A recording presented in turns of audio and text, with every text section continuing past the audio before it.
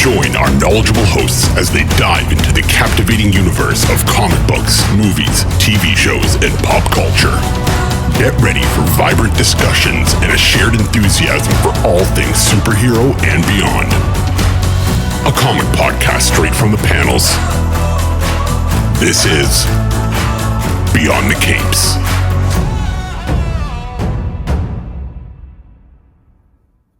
All right, everyone, welcome back to another episode of Beyond the Cape podcast. With us today is Terri Lynn, creator, writer of the new book. We're here to talk about Karmic. Welcome to the show. Thank you. Thank you for having me. We're happy to have you. Now, before we get into it, and you have a very long career before you got into kind of the graphic novel comic book scene. And we like to ask every creator, this is kind of our one question we always ask, of all the things you could have gone into, of all the things you did get into, how did you get onto kind of this side of it where comic books, graphic novels was something that you wanted to really focus on? Well, I've always been writing since I was a young kid. I think I started probably about 6 or 7 years old, mostly short stories and poetry, and I would draw pictures and write the poetry with the pictures. And I lived actually in Thunder Bay, Ontario. I grew up and raised as a foster child. And when I turned about 21, after I gave birth to my son, I moved my family out here to BC. And we actually operated a painting and construction company for about 15 years. And then I decided that I wanted to be a woman because I was just always in painting clothes and stuff. So I figured, let's try something a little different. So then I ended up going into being a talent agent for commercials and background and stuff. Really enjoyed that, but it was a lot of work, long hours for very, very little pay. So then I transitioned into casting for TV and film, mostly horror. And I really enjoyed the visual medium. And I've always had tons and tons of ideas in my head, mostly like horrors and thrillers and whatnot, not so much fantasy. And then I just one day came up with this idea, and it just kind of sparked. And then from there, I just like, I think I had a choice, right? Either I write it as a regular book, or I write it as a visual medium, a graphic novel. So doing research in that, I found that graphic novels were more than likely to get put into TV and film as opposed to just a regular book. And it's a multi-billion-dollar industry. You're more likely to sell a lot more graphic novels than just a regular book. So that's when I decided on doing the medium for Karmic as a graphic novel. So that was about 7 years ago, actually. Awesome. And here we are today, ready to go. Now, did you have any type of upbringing with kind of the comic book heroes, or even any knowledge growing up just of kind of the scene itself? No, I really wasn't into picture books, but my son was. So as he grew up, he was always into the different graphic novels. I think there was one like Bones. I believe it was Bones, or something that he really enjoyed quite a bit. And I got my knowledge a little bit through my son, basically. I mean, he's much older now. He's in his 20s. He doesn't really do that anymore. But yeah, that's... I think it's Bone by Art Spiegelman, if I am correct, because that was a big one for getting kids to read. And that's one of the benefits of graphic novels. It's obviously very appealing. Mm-hmm. Now you have done writing. You've done, I believe you do have a book, correct? I do, yeah. So my very first book I actually published was The Dream Writer, which is it's an actual series, but I haven't really published any more than just the first book of the series, because I started getting to the Karmic series right away. So yeah, that was The Dream Writer, and that's a mystery thriller, basically about a girl who is a writer, and she writes her dreams as books, as best-selling books, and they end up becoming true, and she ends up actually dreaming of her own demise. So it's kind of like this timeline where by the end of the book, she has to figure out if this dream is real and what's happening in her life. Otherwise, she's going to die. And basically, she ends up in a bathtub almost drowning, but somebody saves her because it was a little too late, leading into the second book, right? So perfect. A little different than Karmic. Yeah, a little bit. Now, with that piece, I mean, obviously going from writing a book, and we've had authors here on the show that have gone from that to writing a comic book or graphic novel. Was it a little more challenging? Because here you got like a 200 or 300 page story. And you got some wiggle room with telling your story. You got, kind of page, you can put pages, and, a graphic novel, especially once you hit with a publisher, they're like, cool, you wrote us 500 pages. We love the story. Now condense it down to 80, and we're only going to do 5 panels per page. So we really got to get tight with the information. Was that a challenge? Yeah, graphic novel was quite a big challenge. Number one is budget, right? So the more pages that you have, obviously, the more it's going to cost. And I completely funded this myself, right? So that was, it wasn't so much of the storytelling, it was just amount of the budget, how to keep within that budget and be able to tell the first story of her book, right? So this Karmic is a series, and the book is just an introduction to the character, how she learned who she was, how she learned how her destiny, and how she was able to execute her first trial, right? So yeah, no, it was definitely, I mean, my Dream Writer series took me 2 months from start to publish. This one took me 7 years. So it's much more common. And not only that, I was, when it comes to like the Dream Writer, it was just me and my editor, basically, right? And with Karmic, it's me, my editors, my illustrators, and just so many different people involved with the book as opposed to the Dream Writer. So yeah, I'd say writing the Dream Writer was a lot easier. It's funny too, because I just talked to someone who was a screenwriter a little bit ago who said the same thing. It's really nice because at the end of the day, it's just you. Like when you're doing like just solo writing, I mean, it's you and an editor, and it's going to give you some notes, and then you can go back and do it. Now, the thing that seems to be more advantageous to you is obviously as a talent scout, casting kind of director, and having those skills of putting people in the right places or finding that talent. Was it a little bit easier on the collaboration just because you have such a background in collaboration? No, because when it comes to people, everybody's different, right? And especially with artists, everybody has a different style and different way of working. The first artist I actually hired, I actually had to fire her. It took her over 2 years to do, I think, about 3 or 4 different pages, right? And she was a student, and I was trying to keep the budget low and give somebody a little bit more, experience themselves. And in the end, she actually tried to hold me to the project with her, right? Even though she surpassed the contract. And that was very difficult. So I lost probably a few $1,000s with that girl. Not only that, I actually found out she was tracing other people's work as well. Yeah. So then you have to now it's like you have to deal with AI and all these different things, and when vetting the illustrators, right? So eventually the illustrator that did this book, he's actually from Brazil and a tattoo artist, and he contacted me and showed me his work, and I absolutely fell in love with his work. He was a little complicated to work with, but in the long run, we ended up getting done. So yeah, it's a little complicated vetting, for good illustrators, and of course with the right price, because every illustrator has different prices as well, right? Yeah, no, I mean, I think in a lot of the indie creators we've talked to, it's definitely been a lot of trial and error for a lot of them, especially at Fiverr and Upwork. It's really hard to kind of buy like that 1-page sample from them, see if you like the work or you do like the work, but then like they did a really good pinup, but the storytelling is not matching up. So now you're back to the storyboard with that. It is funny you do say Brazil, because I feel like almost every artist I've heard someone work with has been from South America. Mm-hmm.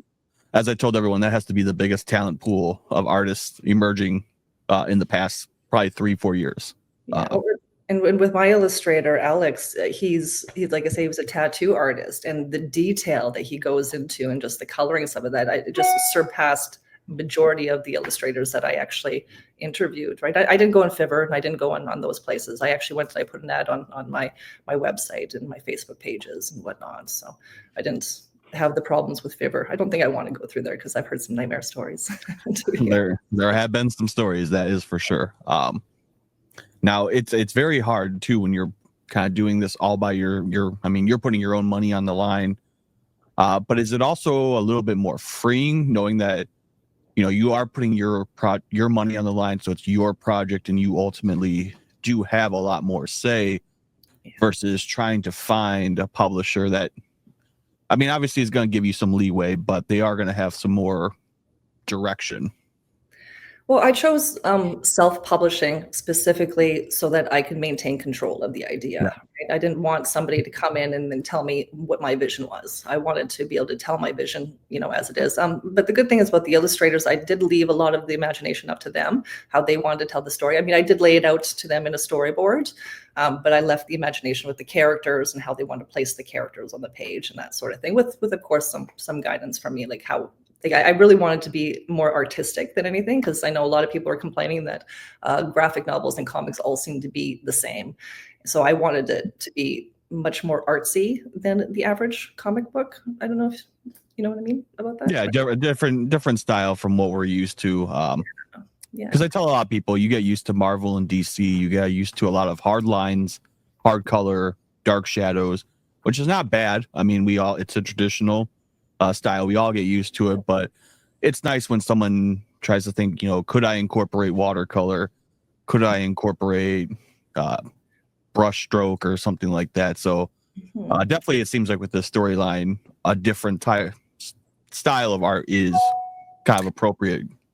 Well, yeah, and I wanted more of like a realistic art, like realism.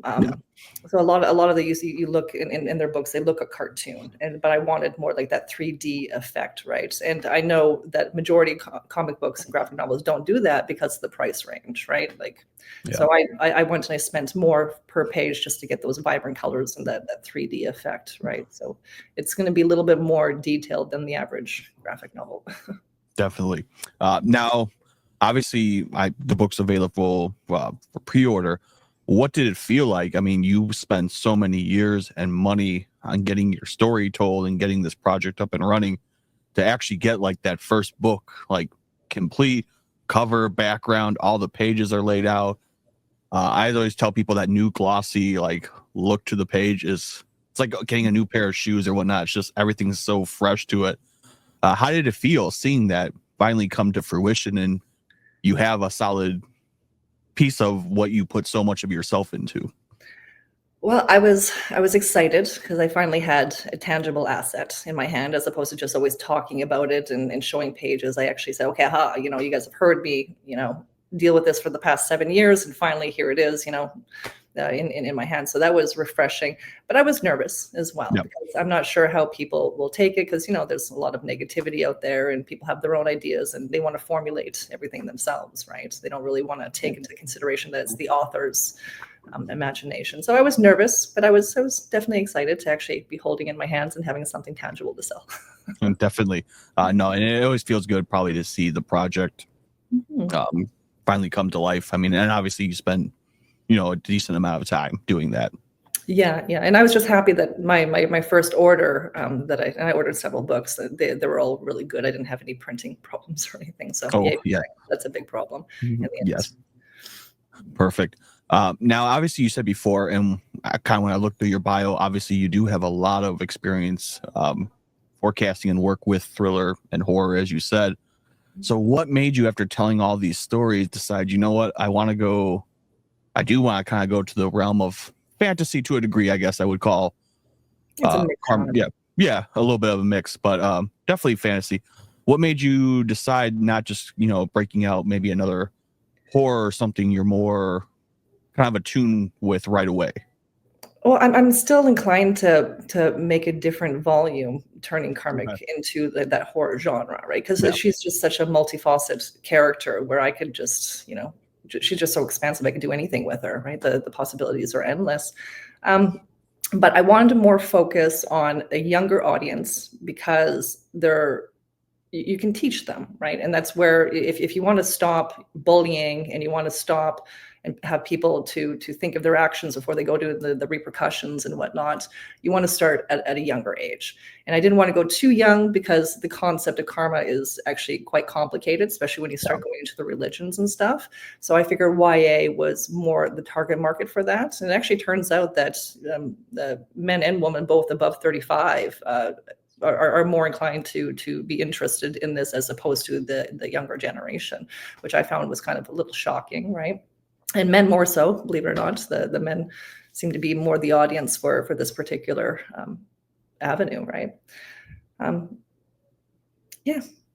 I believe that, being a 34-year-old male. That does not surprise me. Mhm. Which brings us to the whole point why we're here, and that is to promote the book of Karmic. Now, when I first read it, I do like the morality issue. We grew up with it in DC and Marvel with many characters, the Spectre, the Spirit of Vengeance, everything like that. And you have so many examples, even in mythology, the Libra scales, the god of Anubis weighing the heart. The karmic morality of it, the reincarnation based on karma. Mhm. You have so many examples to pull in making this book. How did you come about to getting this main idea of the story? So majority of the characters in every story that you find, you call them like karma characters, right? They always have some goal that they're trying to reach, and it's usually some bad guy that they're trying to defeat, right? So that would be classified as a karma character. So when it came to Karmic, when I thought of Karmic, it's a little bit of a complicated story because I believe I was about 35 and I was attracting a lot of very questionable type of men in my life, mostly liars and manipulators. And it kind of became a game to me to find out how fast I could unravel their web of lies, right? So at first, the first one was 6 months, 4 months, 2 months to 2 weeks type thing. So I became very proud of myself with that. And then that's when Karmic came in my mind. I'm like, because I even said, I was talking on the phone with one of the guys. I'm like, I feel like I'm karma. And then all of a sudden it's like, wait a minute, that's an actual character. So why is it that nobody, and I haven't found anybody yet, that has taken the concept of karmic, this mystical Santa Claus force, and made the character of karma, right? It was always just characters that facilitated karma, not the karma character itself. So I'm like, okay, well, I thought I'm onto something here. So then I started just developing her, and Constantine Sakaris, I don't know if you know who he is. He's actually a very well-known illustrator. He does a lot of character designs for like Marvel and whatnot. So he designed Karmic for me. So I just sent him a bunch of body parts from the internet, and I said, I need to make this character Karmic, and that's what he came up with, was what she looked like, which a lot of people say that she looks like me, but Constantine has never met me. So he didn't draw it after me. It was just put all the body parts together and whatnot. I took body parts from every race, right? From every continent and whatnot. So and compiled her together to make her all encompassing. Perfect. So for everyone listening, what would you describe as the main story? How would you describe it? So Karmic is the embodiment of karma, right? So I've taken all, because when it comes to the term karma and you refer to different religions, it means different things to different religions, right? Like Buddhists are ever like reincarnation and cause and effect and whatnot. So I wanted to really try to encompass karma as a whole and distill it into this one character. So her being reincarnated from karma, originally being reincarnated as a human being from the gods, was for the metaphor as reincarnation. And then her shape shifting is her, creating this embodiment that people in general are karma beings, right? For me, there's no such thing as a mystical justice. Okay. And that's what kind of confused me a lot. A lot of people believe in karma. They're like, yeah, I believe in karma. The person will come and get what they want in the long run. But in reality, what it is that the person who brings the karma in the end, even though the person's done many, many bad things, the person who brings karma in the end is technically karmic. They're the karma. They're the ones that are bringing the justice. Like karma doesn't just come and wave a wand and say you're in jail, right? It's the victim that will bring them to their ultimate demise, right? So I just wanted to teach people the variety of different thoughts on karma and what karma really is when it comes to us as human beings and how we execute it ourselves. And karma is a representation of everybody, basically, the people in general. Definitely. So I just wanted to teach people on that. Perfect. So with this story, and obviously young adult graphic novel, it's obviously karmic kind of versus the world, or is there a specific villain in mind, or is it just kind of the evil that is out there, or the bad karma per se? So in the first book, I focus on just individual characters, Okay. right? So I would take like a gang of bad guys that would go and beat up this one particular person, and Karmic would, maybe change into an animal or something, and a bird, and then fly through, and then somehow the person falls back, like something happens, more like a chain of events type of happen. Okay. So she doesn't, not in this book, she doesn't transform and become like in my future books. What I want to make her into is where she transforms into maybe a loved one or something, or like, say for instance, somebody's racist, she'll transform into the race that person's against, and then she'll execute the karma that way, right? Like just different in regards to her transforming in that. And she's an interesting character, and I just kind of wanted to people to relate to the actual stories within the story. Like they're all stories that you've seen and heard before. Yeah. On the street, right? So no, there's not one particular villain, but yet I'm thinking that maybe in the future, because how the government wants to hide everything and whatnot, they might try to come after her and test her and stuff like that, right? So I'm thinking about implementing that in the future books. Definitely. Now, one of the big things with karma, and whenever anyone addresses it, even again, mainstream comic books, when we look at it, there's always kind of a fine line where it's either kind of major retribution, where it's almost kind of all out punishment. I mean, we look at like Ghost Rider with the penance there, who really kind of condemns the soul to like eternity in hell. Or is this more where she's looking to, get the karma, get retribution, but kind of teach them a lesson to try to enhance their life or change their life? Or is it more of a kind of justice in total? So the way I have her look at it is that it's cause and effect, right? So no matter what each individual character that she believes needs to have karma fulfilled, they go and they fulfill it themselves. It's their actions, right? That will cause that chain of event.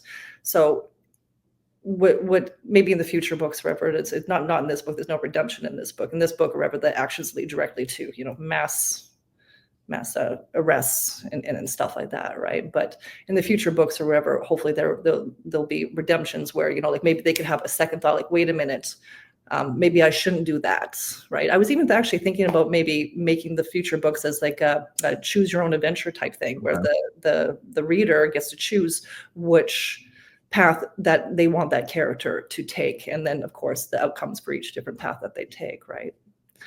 So Definitely. Now, obviously, you had a lot of time to write this. You were working on it. You're writing the first book. It sounds like you have quite a few stories, though, ready to tell.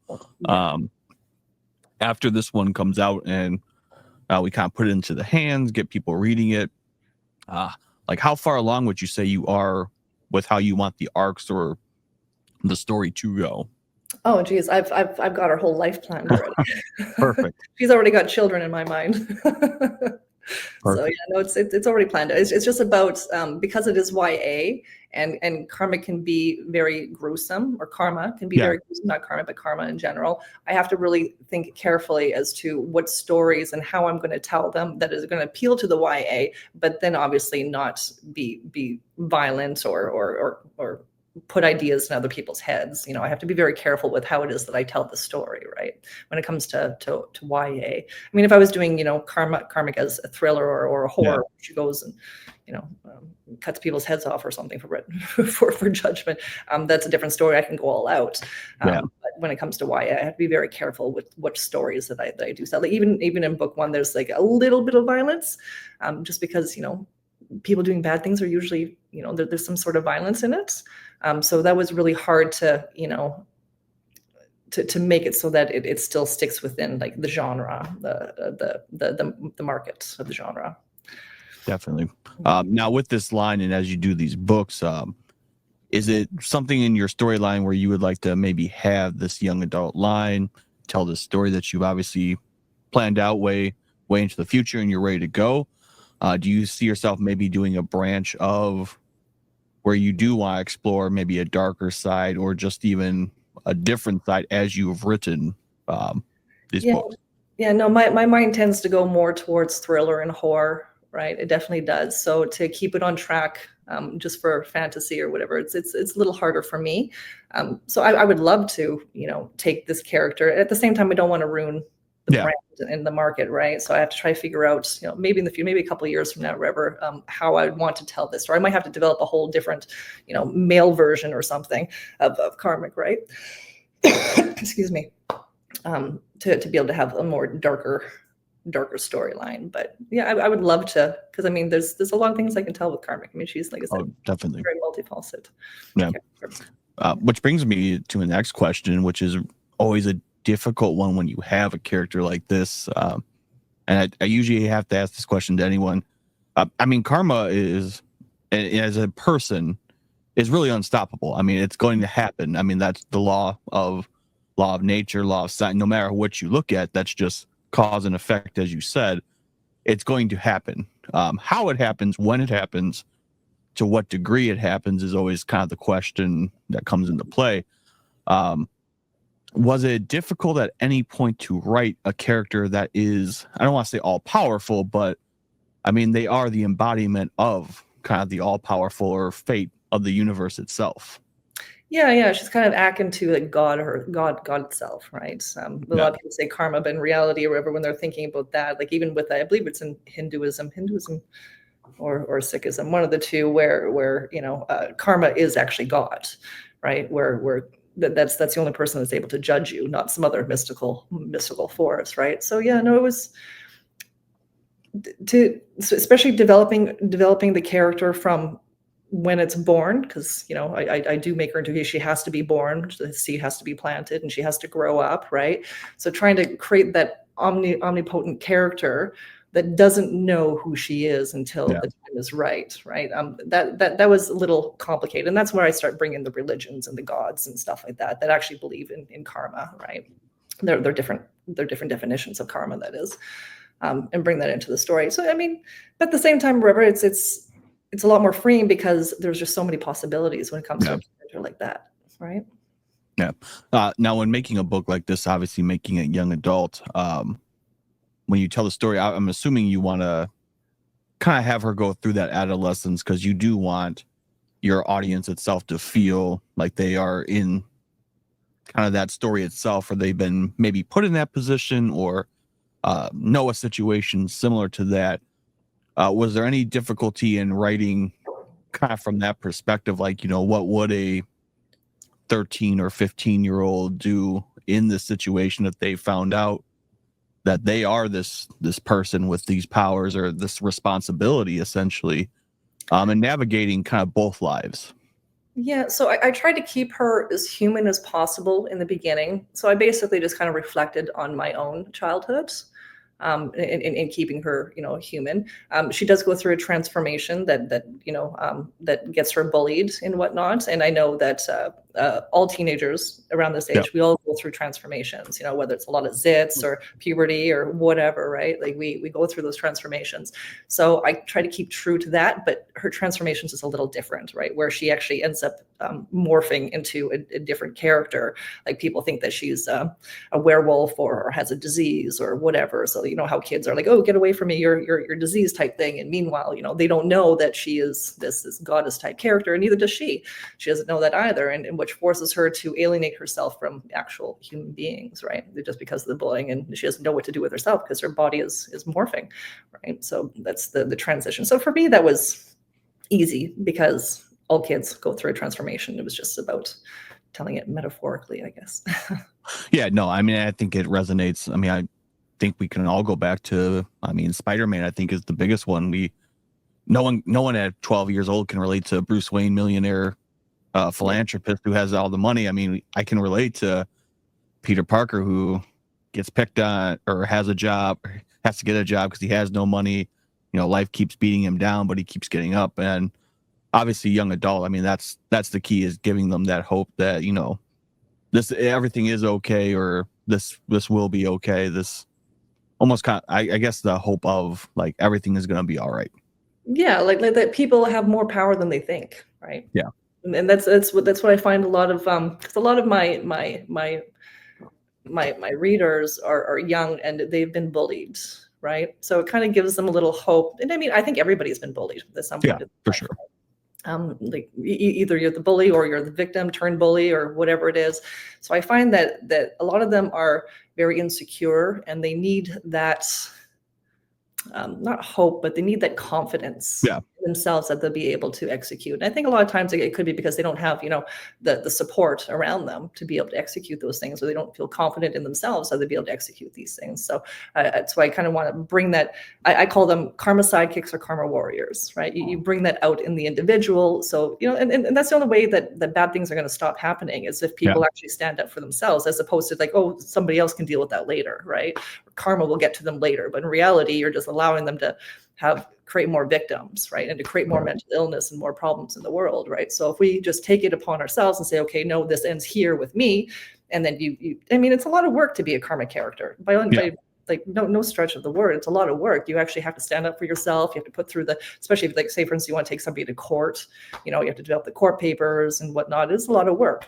It's not for the faint of heart. So, Correct. I do believe, River, that, I'm hoping to give people a little bit more confidence in themselves that they themselves can execute, karma and stand up for justice, right? Yeah, no, and I think that's going to really resonate once we get into everyone's hands. And now, one of the other things I read in the bio, sent a little bit about the book and the project, is obviously with your background, it makes all the world in the sense that you would, write your own story that's also ready to go for television and or film. Yeah. Now, obviously, you wrote this graphic novel. Would you prefer to see it then translated as animated show movie, or do you think it would be nice to see it kind of in maybe like the film or more grounded, realistic, real life format? Well, I think all of it. A little bit of everything. Yeah. I think it'd be great as an animation. Of course, you can, have a lot of imagination in that, and even great as with a lot of CGI as an actress, and just put CGI. I think that would be like more fantastic than an animated movie. Yeah. But I think the world is my oyster, I guess, and you can pretty much do anything with this. And I think all of it would be very successful. Whether it be a TV series, or I would like to compare it like to The Simpsons, right? Okay. Where you see The Simpsons, the babies, and everybody grows up with The Simpsons, right? Yeah. I call it the long-term game. So I'm in it for the long term, and I would like it so that people grow up with Karmic and her family and everything else, and it becomes what The Simpsons is to everybody today. Definitely. Now, with this show, and as we talked about before, obviously, this is young adult. We do want to keep it within the realms of, what's accessible to the young adults. Would you, if someone said, oh, I really want to make this movie, I really like your character and concept, but I do want to do more of a PG-13 rated R version of it, because I would like to explore kind of the darker principles, which, as everyone knows, as you get older, problems just get bigger and deeper. Would that be something you would also be interested in, or you would kind of want to keep it maybe separated to a degree, because obviously your brand of the book that it's based off of is meant for young adult? YA, yeah, but the young adults turn into older adults as well, right? So for me, when it comes to film, and I do script writing, and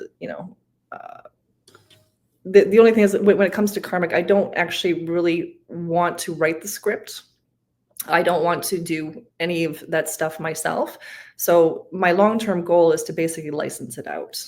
And that would be like, hopefully the full license, gaming, TV, film, animation, merchandise, that sort of thing, right?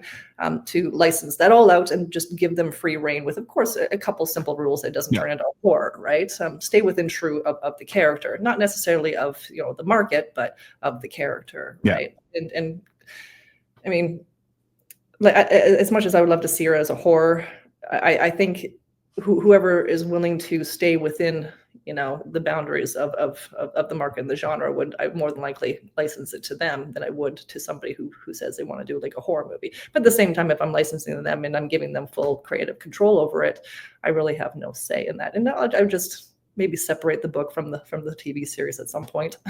Yeah, definitely.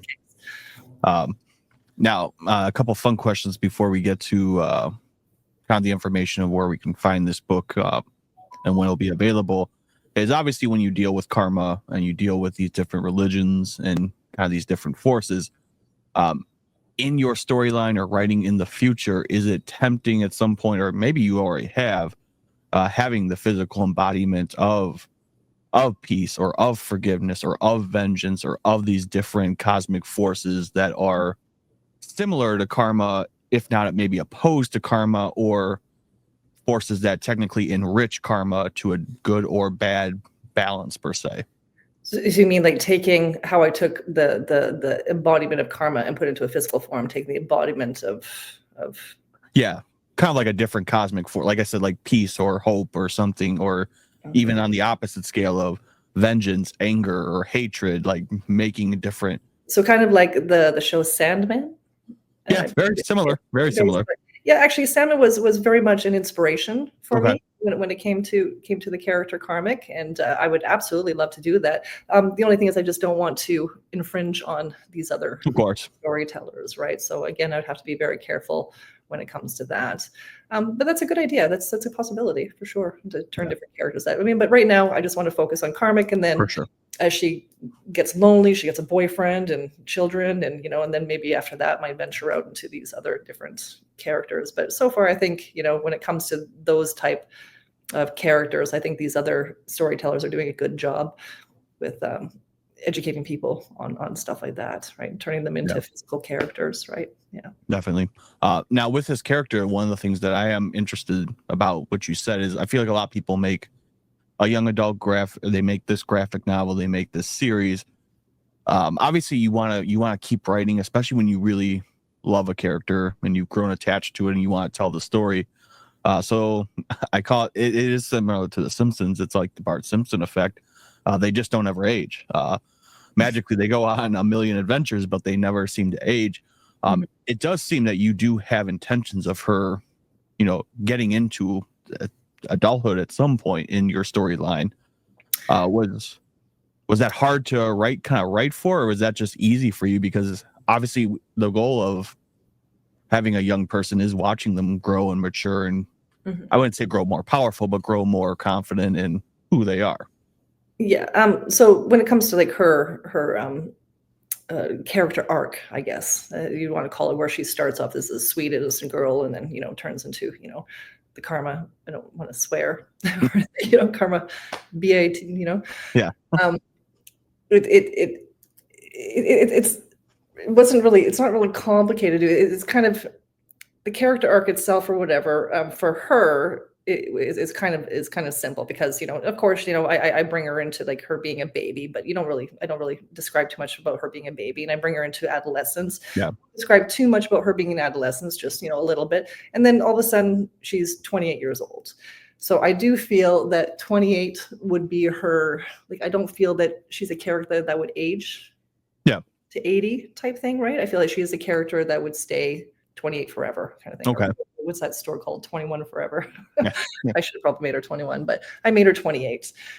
So in the first book, so she does go through baby, adolescence to being 28 years old within the first book. So 28 years old is kind of where 17 is where her body begins to morph, and then 28 is where she's basically fully morphed in. It's now time. The God state is now time for her to, be taught what her destiny is, right? So I think 28 is where she's gonna probably stay, and then of course she'll have children. And children more than likely will grow up, right? That's all. Yeah. I mean, it sounds like I said, you're far ahead of sometimes some people just kind of get that first issue out and they really have no idea what they want to do next. So it is nice to, very few people can say that I have a kind of 10-step system of where we're going to go in the storyline and kind of from start to finish. So that is impressive. Thank you. Yeah, no, her children, she's gonna have two children. They're gonna be twins called Yin and Yang. Perfect. One good one, one bad one, right? Kind of like the thing one and thing two. You have to. What I was going to ask was, I mean, at some point when you're writing the story and kind of getting it illustrated, at some point you're like, just for fun, we have to have like the scales in here, or, any type of symbology, because there's so much symbology behind karma. And so I do put ton of symbols in in the first book itself. Like even when it comes down to the carpets, when it comes to little finer details and whatnot or whatever. Yeah, there's a lot of symbols and whatnot, because there is so many different symbols and so many different religions and whatnot that play into karma, even justice and retribution and all that. So yeah, no, there's a ton of symbols that I put throughout, and it's not to like what do they call that, where you're trying to inject a thought into somebody's head. It's not like that. It's just more just to stick with the theme, right, of karma. And there's a ton of symbols in there. All right, well, perfect. When we get it, I have all that there. When we get it into our hands, it'll be a scavenger hunt. I guess. Yeah. So that brings us obviously to when and where we can get the book. Now, the most interesting thing before we talk about the pre-order is right now you can get the coloring book, which is the first time I've ever heard of someone doing a coloring book with some of like the artwork itself to get someone into the storyline. How did that come about? Budget. Okay. is how that first came about. So it was obviously cheaper to do black and white than it is to do color. So I figure, okay, well, why don't I just double down on it, make the coloring book basically almost identical to the actual graphic novel, just no color and no dialogue. And I have the dialogue boxes and then the caption boxes in there, so the reader or the colorist can go ahead and fill all of that in. But yeah, it's basically identical. And the reason why I wanted to do it too is because it also helps people engage a little bit more, where they can come up with their own storyline in their head, based on the visuals that they see. Because what I have in my head is not what somebody else is going to have in their head, right? They'll be like, well, maybe the author should have did this, right? Now they can do it themselves in the book. But it was more like to give people an avenue to where they can learn how to create a graphic novel, what it takes to create a graphic novel, and a colorist even, because coloring is quite hard. And then and I even have an area where you can write your own poetry, karma poetry, and your own little karma sayings and that sort of thing, right? So it's like a coloring activity book. So it's like a graphic novel, just without the colors and without the words, basically. Awesome. Yeah, no, that's the first time I've seen that. So that's really fun. And I think that's a really good idea. Now, obviously, we had the book on pre-order. So if anyone goes to the link that we'll provide in the comments, if you're listening, just follow the link to pre-order the book. When are we looking at roughly getting it into our hands? Okay, so it's already out, actually. Oh, perfect. Even better. So it's been out since October 18th. Okay. And it's available on Amazon and Barnes & Noble. I prefer people to go to my website and order it, because I give them a better discount and I give them some goodies to send along with it. Amazon, for some reason, is actually charging way more than what I want them to charge, and they are not changing that. So I prefer, if you want it, to be reasonably priced, to come to my website, buy that, and they'll send you some little goodies along with that as well. And I'll even sign it as well, because with Amazon, you can't get a signed copy. Right? Correct. Perfect. So for anyone interested, just follow the link that we'll have in the comments. If you're watching this on YouTube, follow that link.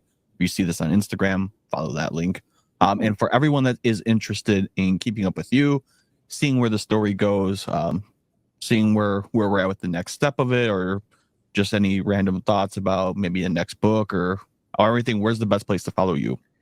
So I'm usually more so on Instagram than anything else. Facebook, it just automatically shares to Facebook and everything. But Instagram is where most of my focus is. And that's at Karmic's page. Okay, perfect. I keep everything updated. I also do little events. I sell merch as well. I don't know if you can see this. Little merch. Oh, wrong side. There we go. Merch and whatnot. This one's my favorite. It just came in. It's actually, I don't know if you can see it or not. Yeah. It's I'm Karma. Oh, B-I-C-C-H. that is pretty awesome. Yeah, so people can feel like they're karma. Perfect. So we'll have that linked for everyone listening. Terri, it's been great having you on the show. We look forward to reading the book and watching the story grow. Like I said, you got a great start, so we'll be interested in watching it grow. Awesome. We're happy to have you. Everyone listening, go follow her. Find her on Instagram. You'll find the links where we have everything posted. If you like this show, go ahead, give us a subscribe, like to the show, Instagram, all of it. Follow us, follow her, and follow Karma. Everyone listening, hope you have a good night. Awesome.